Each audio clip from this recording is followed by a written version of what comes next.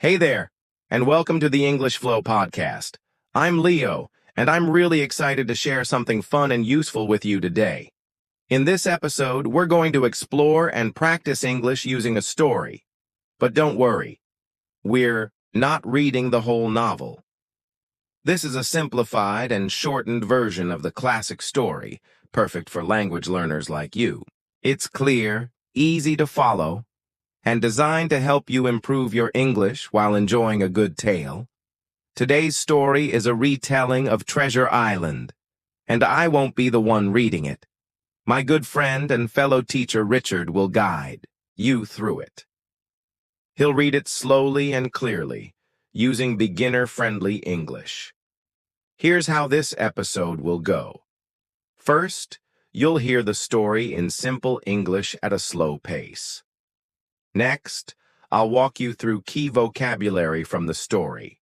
I'll explain each word with examples in a way that's easy to understand. And finally, we'll do some pronunciation and shadowing practice together. You'll repeat after me, speak along, and get confident using new words. So, get comfy and ready to learn. Here's the story, Treasure Island, retold just for English learners. Many years ago, in a peaceful little town beside the ocean, there stood a cozy inn called the Admiral Bambo. A young boy named Jim Hawkins lived there with his mom and dad. Life at the inn was calm and ordinary. Only a handful of visitors came and went, and nothing unusual ever happened, until everything suddenly changed. One day, an unfamiliar man appeared at the inn. He was tall, broad-shouldered, and looked rough around the edges. His face had a deep scar, and he often kept to himself. He seemed constantly on edge. Every morning, he climbed the hill that overlooked the sea, carrying a telescope.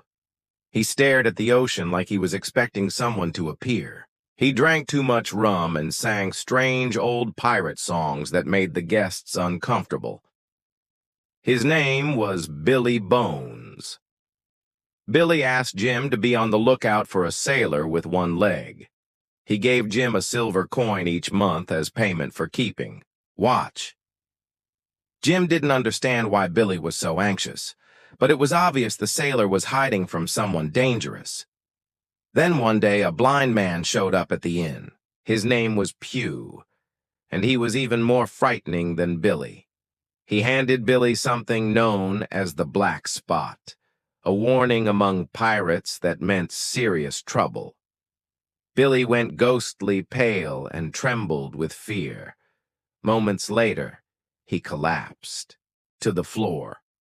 His heart simply gave out, overwhelmed by fear. After Billy passed, Jim and his mother opened his sea chest to collect the money he owed them. Inside, they found coins from many lands, but more importantly, they discovered an old map, a treasure map. It marked the hidden location of Pirate Captain Flint's buried treasure. Jim quickly brought the map to Dr. Livesey, a wise and kind doctor, and to Squire Trelawney, a wealthy landowner. Together, they decided to set sail across the ocean in search of the lost treasure. And so their incredible journey began. Dr. Livesey and Squire Trelawney hired a ship called the Hispaniola. It was a strong vessel, built for long voyages at sea. They also found a captain to lead the expedition, Captain Smollett. He was strict and serious, but fair and trustworthy. Jim was allowed to join the voyage as a cabin boy. He was thrilled. He'd never been on a ship before and felt proud to be part of the crew. One of the new crew members was a man named Long John Silver. He had one leg and walked using a wooden crutch, but he moved fast and always wore a cheerful smile. Silver was sharp-witted, warm, and full of sea tales. He even had a green parrot on his shoulder that repeated, "Pieces of 8, pieces of 8." At first, everyone liked him. He cracked jokes and helped wherever he could. But Jim accidentally discovered something dark. One day, while hiding inside a barrel on the ship, he overheard Silver talking to a few sailors.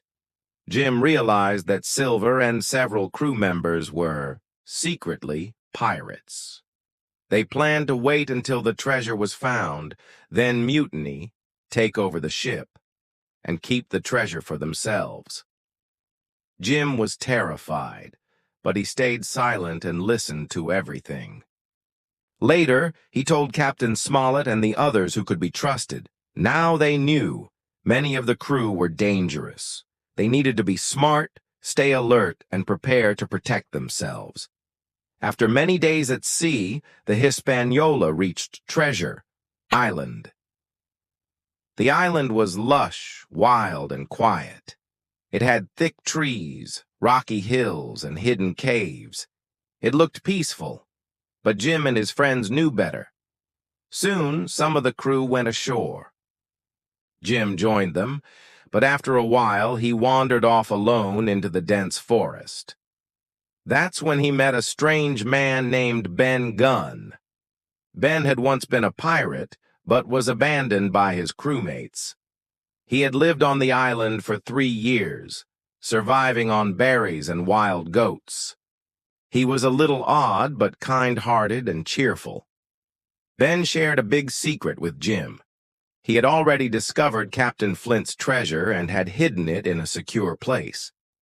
Ben agreed to help Jim and his group, but only if they promised to take him home once the adventure was over. Meanwhile, things were heating up back at the island. Silver and his pirates seized control of the ship. They demanded the treasure map, but Captain Smollett, Dr. Livesey, Squire Trelawney, and the loyal crew retreated into an old stockade, a small wooden fortress on the island. They used it to stay safe and fight back. Soon, the battle began. The pirates launched attacks with swords and muskets, but the good men held strong and refused to hand over the map. Then Jim made a brave decision. He found a small round boat and quietly rowed out to the Hispaniola. There, he fought a fierce pirate and won. He regained control of the ship and moved it to a hidden spot away from the pirates. Later, Jim returned to the fort and told his friends what he had done. Together, they kept resisting the pirates. Silver tried to switch sides again, pretending to be helpful, but nobody trusted him anymore. Finally, the pirates followed the map to where they thought the treasure was buried. They dug furiously, only to discover nothing. The treasure was gone. They had been fooled.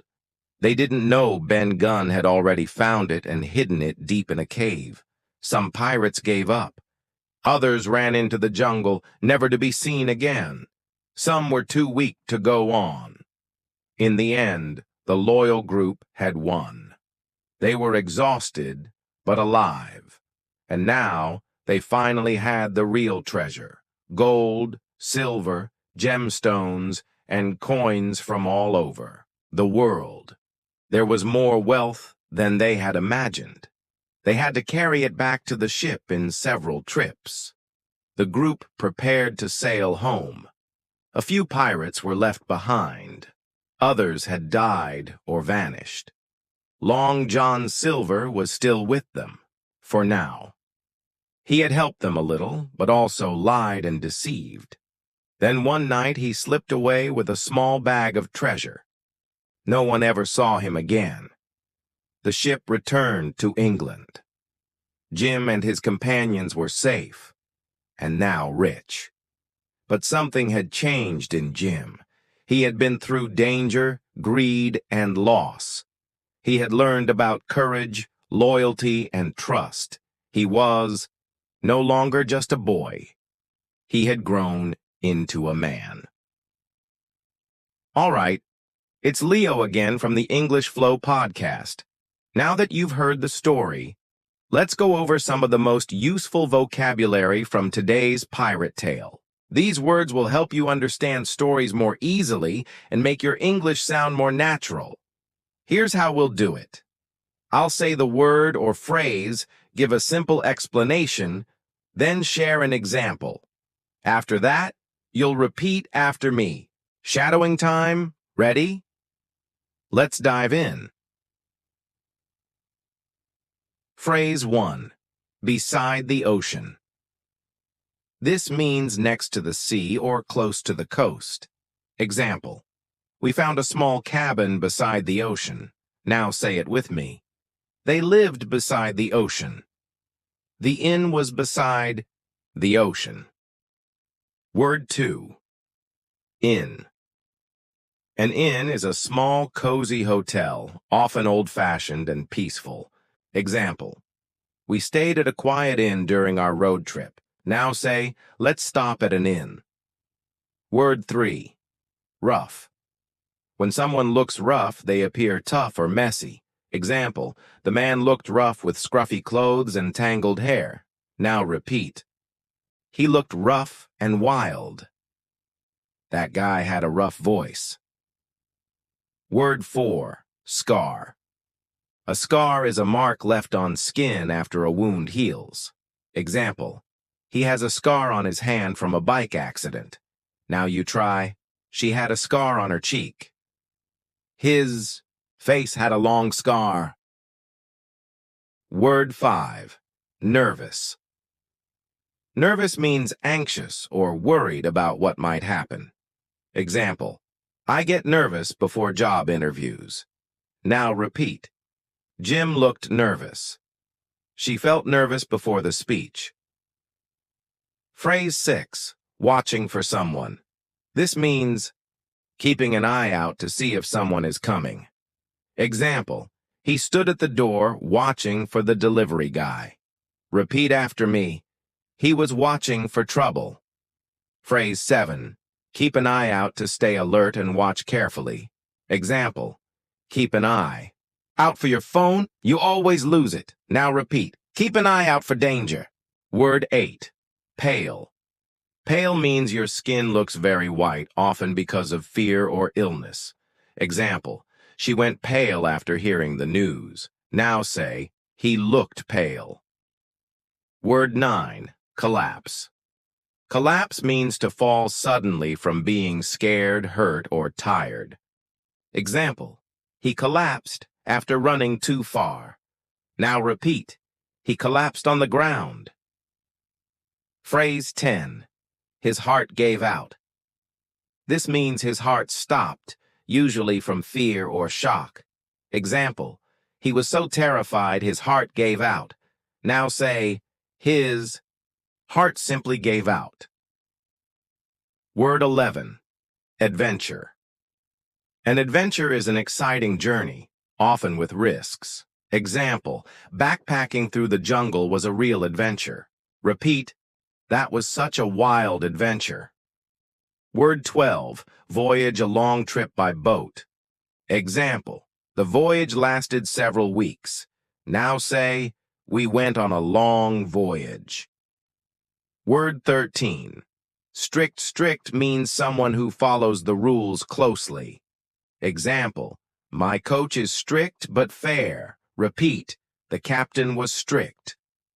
Phrase 14. Take over the ship. This means to seize control of the ship. Example, the mutineers tried to take over the ship. Phrase 15. Right away, this means immediately. Example, come home right away. Repeat, get here right away. Phrase 16. Walked off. Walked off means left without saying anything. Example, he walked off without a word. Now try. Jim walked off into the jungle. And there you go. Your vocabulary adventure is complete. This is how your English improves. Story by story, step by step. And don't forget, you don't have to do this alone. We're with you every episode right here on the English Flow podcast. I'm Leo, and I'll see you next time. Bye for now.